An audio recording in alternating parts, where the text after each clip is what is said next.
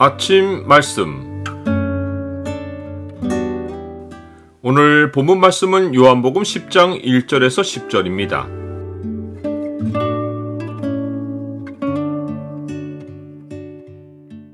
주의 양은 주로 인하여 구원받고 생명을 누린다.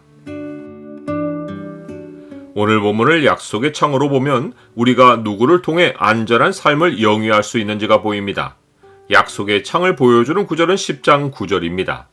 내가 문이니 누구든지 나로 말미암아 들어가면 구원을 받고 또는 들어가며 나오며 꼴을 얻으리라. 예수님이 맹인이었던 사람을 만나주시고 그에게 자기가 인자라고 알려주신 현장에서 유대인의 무리가 몰려왔습니다. 그들 가운데는 바리새인들이 섞여 있었습니다. 맹인이었던 사람을 쫓아냈던 그들이 예수님이 다시 나타나셨다는 소문을 듣고 예수님을 보러 밖으로 나온 것입니다. 예수님은 그들을 보시고 양의 우리와 문의 비유를 말씀하셨습니다. 예수님은 두 가지 목양 방식을 사용하시어 비유를 말씀하셨습니다. 첫 번째 목양 방식은 그 배경이 유대인들의 집이 모여있는 마을입니다. 유대인들은 집마다 한두 마리 이상의 양을 키웠습니다. 각자 키우기도 했지만 마을에 있는 가족들이 공동으로 양의 우리를 만들어 문지기를 두고 양을 키우기도 했습니다. 양들의 목자로는 가족들 가운데 아들이나 딸을 세웠습니다. 즉, 양들의 목자는 밖에서 삭슬 받고 고용된 자가 아니고 마을 가족들 가운데 한 사람이었습니다. 마을의 양 주인들은 따로따로여도 목자는 하나였습니다. 양들을 목초지로 데려가서 풀을 뜯게 해야 하면 목자는 골목을 따라 집집을 돌며 양을 불러냈습니다. 또한 공동 우리에도 양들이 있었기에 목자는 양의 공동 우리로 가서도 양들을 불러냈습니다. 양 우리에는 문지기가 있었는데 그 문지기는 목자가 누군지 알기에 목자가 오면 그를 위해 양 우리의 문을 열고 양들을 내주었습니다.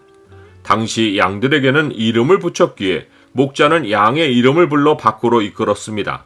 양들은 익숙한 목자의 소리가 들리면 자기 이름을 알아듣고 집 밖으로 나오거나 우리 밖으로 나와서 앞서가는 목자를 따라 목초지로 이동했습니다. 우리를 지키는 문지기는 모르는 사람에게는 절대로 문을 열어주지 않기에 절도와 강도는 양 우리의 문을 피해서 다른 데로 넘어가서 양들을 훔쳐야만 했습니다. 절도와 강도가 문지기를 피해 우리 안에 들어온다고 해도 양들은 낯선 목소리를 따르지 않기에 강제로 끌려가지 않는 한 절대로 따라가지 않습니다. 실제로 양은 목자가 바뀌면 엄청난 경계심으로 불안 증세를 보입니다. 우리도 어떤 교회에 들어갔는데 성경 말씀을 통해 익숙하게 듣던 주님의 소리는 들리지 않고 사람의 소리가 들리면 순간 마음이 위축되고 불안을 느낍니다. 그것은 우리가 주님의 양이기 때문입니다. 주님이 우리를 양에 비유한 것이 이런 이유입니다. 하나님은 우리의 본성에 양과 공유하는 속성을 두셨습니다. 우리 주변에는 수많은 미혹의 소리가 있습니다. 우리가 성경을 통해 주님의 소리에 익숙해 있는 것은 우리가 풍성한 삶을 사느냐 아니면 빼앗기고 위협당하고 고통하는 삶을 사느냐와 연결되어 있습니다. 두 번째 비유에 등장하는 목양 방식은 그 배경이 마을이 아니라 목자가 양들을 이끌고 나온 들판입니다. 들판에는 이미 만들어져 있는 우리가 없습니다. 목자는 양과 함께 밤을 지내는 경우가 많아서 양들이 풀을 뜯은 후에는 쉴 곳을 찾아야 했습니다. 특히 밤에 맹수의 공격을 피해야 했기에 목자는 되도록 돌이 둘려있는 안전한 장소를 찾았습니다. 목자는 돌 위에 가시들을 널어 놓아서 맹수가 타고 올라오지 못하게 했고 입구는 한 곳만 만들어서 자신이 입구에서 자며 문 역할을 했습니다. 목자를 거치지 않고는 양들이 출입할 수 없게 만든 구조에서 양들에게는 목자가 유일한 안전장치였습니다. 들판에서는 목자가 양들의 유일한 구원입니다. 양들은 목자의 출입을 따라야만 밤에는 안전하게 쉬고 낮에는 배불리 꼴을 먹을 수 있습니다. 또한 목자가 양의 문인 것이 양들에게는 생명입니다. 목자가 문이 되어 양들을 우리에 들여 지키기도 하고 밖으로 이끌어 꼴을 먹이기도 하는 것이 양들이 더 풍성히 생명을 얻는 길입니다. 우리도 주님이 이끄시는 대로 순종하면 거기에 쉼이 있고 거기에 먹을 양식이 있습니다. 나는 집 안팎을 출입할 때 언제나 먼저 주께 기도하고 행합니까? 하나님의 자녀에게는 하나님의 소리가 들립니다. 생명은 구원받은 사실에만 있지 않습니다.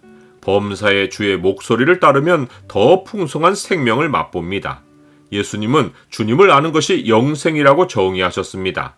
영생은 곧 유일하신 참 하나님과 그가 보내신 자 예수 그리스도를 아는 것이니이다.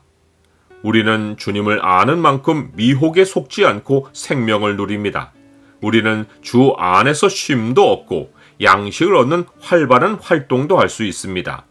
바리새인들은 이 비유를 깨닫지 못했지만 맹인이었던 사람은 알아듣고 감사의 눈물을 흘렸을 것이 분명합니다. 이는 그가 목자의 소리를 알아듣고 주께 돌아온 양이기 때문입니다. 하나님께 속한 자는 하나님의 말씀을 듣나니 너희가 듣지 아니함은 하나님께 속하지 아니하였음이로다.